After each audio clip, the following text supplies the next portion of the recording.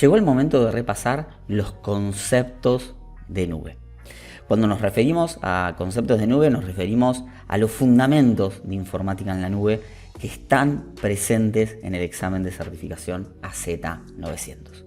Durante el diplomado base hemos visto el principio 5-3-2, que básicamente son 5 características, 3 métodos de entrega y 2 modelos de implementación. Seguimos resaltando la importancia de tener en cuenta este principio de informática en la nube para poder tener en claro conceptos que son fundamentales de entender. Cuando hablamos de las 5 características, recordemos que tenemos por un lado autoservicio y bajo demanda, por otro lado la capacidad de tener un acceso amplio y ubicuo o ubicuidad, ¿sí? De poder accederse desde cualquier lugar, estar presente desde cualquier lugar. La nube tiene esas características. Por otro lado, la ubicación transparente y agrupación de recursos, que hace referencia a la fábrica, a ese componente de software clave que en la nube de Microsoft Azure, como en otras nubes, nos abstrae de los niveles de complejidad que nos podemos encontrar. Por ejemplo, en el momento de crear una máquina virtual, nosotros no tenemos noción de los componentes de bajo nivel de hardware que forman parte de todas las selecciones, sino que tenemos una abstracción de ese nivel de complejidad. Y por otro lado, vemos todos los recursos de hardware virtualizados, en este caso, como si estuviesen juntos. Entonces, esta ubicación transparente y esta agrupación de recursos, que es responsabilidad de la fábrica, es un concepto fundamental. Por otro lado, tenemos la característica de elasticidad rápida, ¿sí? O escalabilidad dinámica, que básicamente permite estirar y contraer los recursos que necesitamos dependiendo el consumo, la carga que tenga la nube en ese momento. O puntualmente algún sitio web que tengamos nosotros montados en Azure, en donde llega un fin de semana con un hot sale, por ejemplo, y necesitamos que tenga mayor capacidad de soportar usuarios concurrentes. Y por último, el concepto de servicio medido o de pago por uso. Servicio medido porque en una nube privada se debe medir todo el uso de los recursos, quizás para asignar a centro de costos. Y en una nube pública, la medición de servicios es fundamental para el concepto de facturación y pagos. Yo solamente voy a estar pagando por los recursos que estoy consumiendo y por la carga de los recursos que estoy consumiendo. No es lo mismo tener un app service con una instancia que con 4 instancias durante un periodo de tiempo de 3 horas, por ejemplo. Durante esas 3 horas yo voy a estar pagando más por ese app service, puntualmente por el app service plan, comparado con el resto del tiempo que quizás la elasticidad me permite volver a una instancia por determinadas necesidades de ese momento. Cuando nos referimos a los 3 métodos de entrega, nos estamos refiriendo a IaaS, a PaaS y a SaaS. Puntualmente infraestructura como servicio, plataforma como servicio y software como servicio. Tenemos que tener muy en claro los conceptos y algo más, los niveles de responsabilidad asociados a cada uno de estos tipos de método de entrega. En el examen de certificación hay muchas preguntas relacionadas con los niveles de responsabilidad y asociación de servicios de Azure con cada uno de estos métodos. Y por último, vamos a hablar de los modelos de implementación, los famosos modelos de implementación que en el examen se pueden referir como tipos de nube. Por un lado tenemos la nube privada, por otro lado tenemos la nube pública y la combinación de ambos es la nube híbrida. Para tener una nube híbrida no debo comenzar por la privada, ni tampoco estoy obligado por comenzar por la pública. Es indistinto. Yo puedo comenzar por una de ellas y luego sumarle la contraparte. Es importante tener muy en claro esto.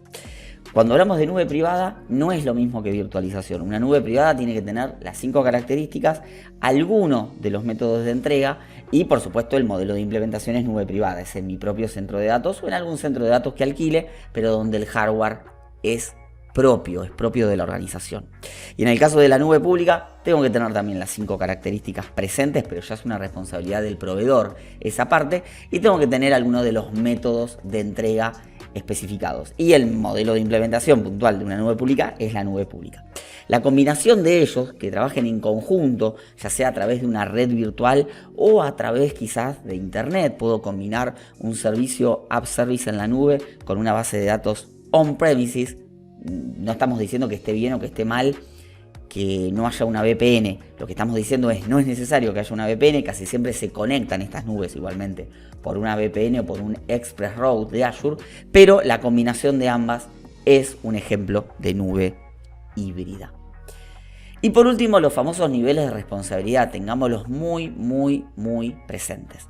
Cuando estamos hablando de infraestructura on-premises, somos responsables de todo, de absolutamente todo, desde mantener el hardware, comprarlo, obviamente mantenerlo, ocuparnos del storage, de la red, de los servidores, de la capa de virtualización, de que funcione bien, de los sistemas operativos que están virtualizados por arriba de esa capa de virtualización y de todos los componentes de más alto nivel que son middleware, runtime, datos y las aplicaciones.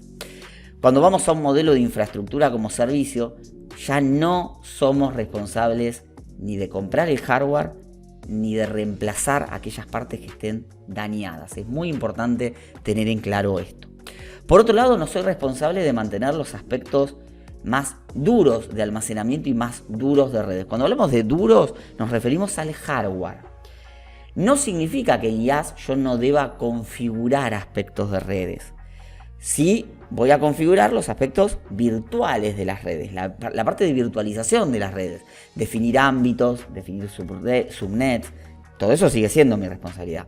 Pero yo ya no tengo que comprar el hardware ni ocuparme de intercambiar un disco si es que algún disco del RAID se daña.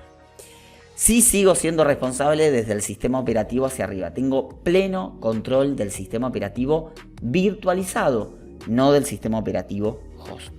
Cuando estamos hablando de plataforma como servicio, pierdo el pleno control del sistema operativo virtualizado. Ya no lo tengo. Pero sigo siendo responsable de los datos, de las consistencias de los datos o de lo que hago con la capa de datos y de las aplicaciones que funcionen, que compilen, básicamente. En el caso de una base de datos, en este caso se podría comparar las aplicaciones con los procedimientos almacenados, ¿sí? Toda esa parte lógica, lo que haga esa parte lógica, sigue siendo responsabilidad nuestra como administradores. Y por último, tenemos software como servicio. En software como servicio no soy responsable de mantener absolutamente nada. Solo debo preocuparme por configurar la solución SaaS y por utilizarla. Vamos a repasar algunos y últimos conceptos claves de la informática en la nube. Primero, ¿qué es la escalabilidad? Y puntualmente la escalabilidad dinámica. Cuando hablamos de escalabilidad dinámica nos referimos a cuando un servicio responde rápido, aun cuando la demanda se vea elevada. Puede escalar rápidamente. Cuando estamos hablando de elasticidad nos referimos a la capacidad de estirarse o de contraerse de estos recursos según la demanda e inclusive según decisiones que querramos tomar. Cuando escalamos dinámicamente, pasa el periodo de alta demanda y ya no necesitamos tantos recursos asignados, la elasticidad nos permite contraer el volumen, la cantidad de los mismos para quizás volver al estado original o asignar menos nodos. Un ejemplo de esto es un App Service Plan que escala. Tengo más de una instancia asignado, por ejemplo si llegamos a un viernes de hot sale, pero cuando llega el domingo a la noche o el lunes quizás necesitamos reducir la cantidad de instancias asignadas. Bueno, esta característica de estirarse y de contraerse es la elasticidad. Otro concepto clave que tenemos que tener en cuenta es la tolerancia a errores, que básicamente nos permite mantener un servicio disponible luego que una falla ocurra. Si por ejemplo tenemos una aplicación desplegada en una región de Azure y un centro de datos de la región falla, pero el servicio o esta aplicación sigue funcionando, decimos que es tolerante a errores. La característica de tolerancia a errores se suele relacionar con decisiones de diseño y está íntimamente relacionada con conceptos en Azure como conjuntos de disponibilidad y zonas de disponibilidad. Por ejemplo, si queremos que una aplicación que está en un centro de datos tolere errores de hardware dentro de ese centro de datos, tenemos que pensar en implementar conjuntos de disponibilidad o availability sets que nos permiten de alguna manera ubicar máquinas virtuales distintas con diferente conjunto de hardware, alimentación, refrigeración, etc. Si llegara a ocurrir un fallo en el rack, por así decirlo, de ese centro de datos, la otra máquina virtual no se va a ver afectada porque se encuentran diferentes líneas de hardware. Ahora, si estamos hablando de tolerar errores, cuando un centro de datos de Azure se cae, tenemos que hablar de zonas de disponibilidad, que es el concepto que nos permite mantener vivo una aplicación o un servicio de Azure aunque un centro de datos falle. Otro concepto importante a tener en cuenta es la resiliencia, que básicamente es la capacidad de enfrentar la adversidad y recuperarse para volver al estado original de un servicio lo antes posible. Decimos que una aplicación es resiliente cuando tenemos baja cantidad de tiempo en volver al estado original luego de haberse producido un incidente. Otro concepto clave a tener en cuenta es recuperación ante desastres, que es una característica que tiene un servicio cuando puede ser recuperado luego que una falla ocurra. A diferencia de la tolerancia a errores, donde la aplicación o el servicio sigue funcionando, la recuperación ante desastres no significa que la aplicación siga funcionando. Quizás deja de funcionar, pero nos recuperamos rápidamente, o por lo menos lo podemos recuperar a su estado original. La recuperación ante desastres es un concepto que está íntimamente relacionado con la resiliencia, ¿sí? Una se complementa de la otra. Y por último tenemos el concepto de latencia baja, que es básicamente cuando un servicio o una aplicación responde rápidamente desde una máquina cliente a través de Internet. Ojo, la latencia no está solamente relacionada con la red de redes, con Internet. Podemos medir latencia en una red local, pero normalmente en los conceptos que manejamos decimos que una aplicación tiene una latencia baja cuando a través de Internet realmente responde rápidamente desde la máquina cliente. Seguimos con algunos conceptos claves de la informática en la nube. Recordemos, nube híbrida es la combinación entre nube privada y nube pública, y para tener una nube híbrida podemos comenzar o por una nube privada o por una nube pública indistintamente. La nube pública tiene la característica de que no tengo un hardware dedicado para mi organización, sino que el mismo se comparte entre varios clientes. No obstante, los datos son privados y están aislados. Yo no estoy compartiendo por estar en una nube pública mis datos con todos. Elijo cuáles dejar públicos, por ejemplo a través de un sitio web o una aplicación web, pero hay otros que están completamente privados y además podemos controlar los permisos de acceso a estos datos. Cuando hablamos de nube privada, el hardware está dedicado para mi organización y normalmente lo compro. En una nube privada no necesariamente debemos evitar el acceso a Internet. Puedo tener una nube privada con acceso a Internet.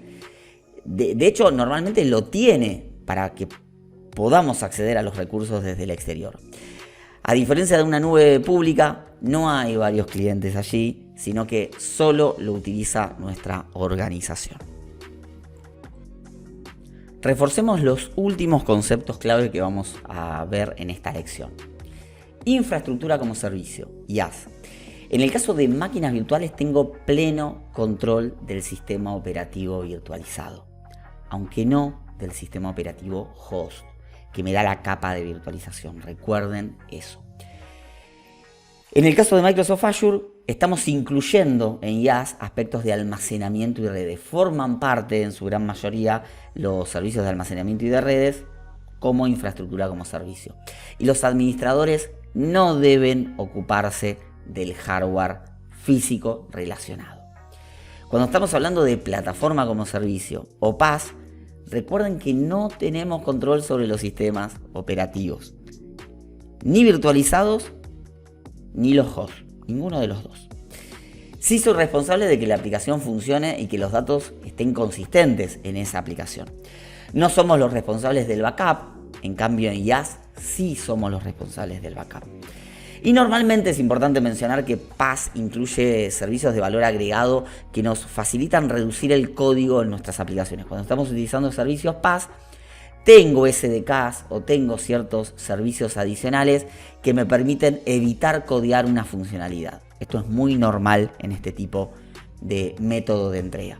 Y por último tenemos software como servicio o SaaS, en donde lo único que debemos hacer es utilizar la aplicación y en algunos casos configurarla con las opciones que nos provee. tips de formación que pueden complementar esta lección. Estos conceptos que acabamos de repasar fueron tratados en la sección 3 del Diplomado de Azure Fundamental Base, que se llama Fundamentos de Informática en la Nube. No dejes de repasar qué es la informática en la nube de este Diplomado Base, el principio 532 con un nivel de detalle importante y los niveles de responsabilidad de los métodos de entrega que ya hemos repasado también en esta lección, pero en el Diplomado Base están mucho más explicados de fondo.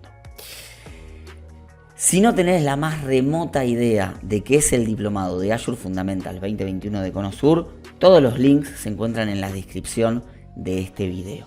Y si estás dentro del sistema de aprendizaje de Azure Fundamental 2021 de Conosur, te invitamos a seguir con la próxima lección. Éxitos en tu camino de preparación y de formación para certificarte oficialmente.